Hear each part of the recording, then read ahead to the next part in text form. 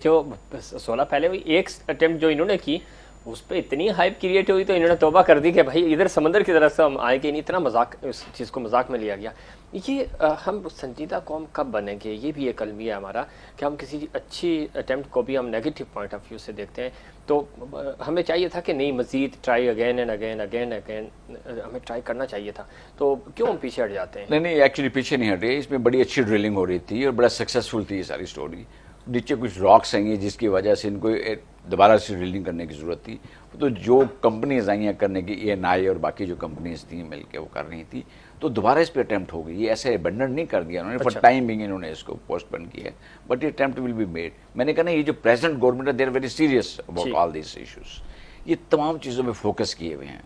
तो अगर आप क्या समझते हैं कि पॉलिसीज़ अच्छी हैं? जितने भी लोगों से बात करते हैं वो कहते हैं मौजूदा हुकूमत, ख़ासतौर पे प्राइम मिनिस्टर इमरान खान साहब फोकस हैं, चीज़ों को बेहतर करते हैं, लेकिन एक अवामी परसेप्शन है, एक मीडिया पे परसेप्शन है कि शायद ये हुकूमत, थोड़ा सा अपोजिशन भी ये बयानिया बनाने में कामयाब हुई कि ये बिल्कुल नाकाम हुकूमत है, इनकी पॉलिसीज़ नहीं है, ये नकम्मे है, जो मतलब PDM इत्तेहाद की तरफ से बातें हो रही हैं। तो ऐसा परसेप्शन क्यों बिल्ड किया जा रहा है? दूसरी तरफ अगर हम देखें तो वाकई में बहुत सारी जगह हैं जहाँ पे मौजूदा हुकूमत ने बहुत अच्छे रिफॉर्म्स लेके आ रही हैं, काम कर रही हैं, लेकिन ये वो काम है जो आपको बहुत देर के बाद शायद फ़ायदा देंगे। जी, इनके जितने भी काम मंसूबे बन रहे हैं, जिन पे काम शुरू हो चुका हुआ है, जब तक ये कंप्लीट नहीं होंगे लोगों को समझ नहीं आएगी। और जो ही ये कंप्लीट होंगे फिर पाकिस्तान फ्लॉरिश करेगा। पाकिस्तान की जो फ्रेजाइल इकॉनमी है, ये देखिएगा कैसे ग्रो करती है। यही वो रीज़न है जो आज आप प्रोग्राम कर रहे हैं कि ब्लू इकॉनमी की तरफ अगर ये देखना शुरू कर दें तो पाकिस्तान की इकॉनमी ट्रिपल हो सकती है। ये सारे लोन वापस किए जा सकते हैं। मैं छोटी सी सिर्फ फिशरी की आपको एक एग्जांपल दे देता हूँ। इस वक्त जो पाकिस्तान की कैपेसिटी है फिश एक्सपोर्ट करने की, मैरीन फिश एक्सपोर्ट करने की, वो 3 to 4 बिलियन US डॉलर्स की है। बट अनफॉर्चुनेटली हम $500 बिलियन की भी नहीं कर रहे। इस वक्त हम 350 से लेके $450 मिलियन की एक्सपोर्ट कर रहे हैं।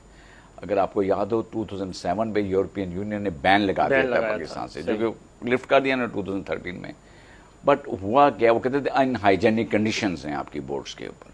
ट्रेडिशनल वो बर्फ़ के सीलें लाते हैं, उस पर फिश रखते हैं। हालांकि पूरे रेफ्रिजरेशन सिस्टम लगाने चाहिए वहाँ पे, मॉडर्न इक्विपमेंट लगाना चाहिए। जो लैंडिंग साइट्स हैं उसको इम्प्रूव करने की ज़रूरत है, जो हाइजेनिक कंडीशंस को बेहतर बनाने की ज़रूरत है। फिर एक चीज़ होती है वैल्यू एडिशन। लेकिन इसमें डॉक्टर साहब माजरत, इंडिया और पाकिस्तान, इंडिया और बांग्लादेश भी हमारे पड़ोसी मुल्क है, वहाँ पे भी कोई इतनी सफाई सुथराई का ख़ास ख्याल नहीं रखा जाता, लेकिन वो हमसे बेहतर है इस इकॉनमी में। मैं आपको इनकी एग्जांपल ये दे देता हूँ। अगर आप शिप ब्रेकिंग इंडस्ट्री की मुझसे बात करें तो 80s में पूरे एशिया में टॉप पे हमारा गुडानी था। गुडानी कराची के बिल्कुल करीब है। शिप ब्रेकिंग यहाँ हो रही थी जिस लेवल की यहाँ पे। फिर आहिस्ता आहिस्ता हमने देखा चाइना ऊपर आ गया, फिर इंडिया ने बहुत फ्लरिश किया, उसमें बांग्लादेश ने बहुत फ्लरिश किया है। आज भी अगर हम लास्ट ईयर की 2020 की बात करें तो 166 शिप्स जो हैं वो डिसमेंटल किए गए हैं। कैपेसिटी बहुत है, सिर्फ एक यूज़र फ्रेंडली पॉलिसीज की ज़रूरत है। सही, ऐसी पॉलिसीज बनाएं कि जो लोग शिप मेंटेनिंग के लिए वहाँ आ रहे हैं सक्सेसफुल हैं। बिल्कुल। वक्त चूँकि ख़त्म हो रहा है, क्या पैगाम देना चाहेंगे ख़ासतौर पे हमारी बिज़नेस कम्युनिटी को, हुकूमत को? और आप चूँकि पाकिस्तान के बड़े हसास ओहदों पे रहे, आपने सर्व किया, कि वो क्या पॉइंट्स हैं जिसकी वजह से हम इस ब्लू इकॉनमी को बेहतर कर सकते हैं? बाकी हमारी जो कंट्रीब्यूशन है वो आपके साथ रहेंगी। क्या पैगाम देना चाहेंगे?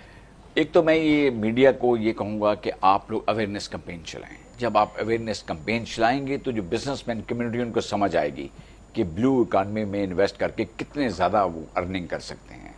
जितनी अर्निंग यहाँ हो सकती है किसी और सेगमेंट में नहीं हो सकती।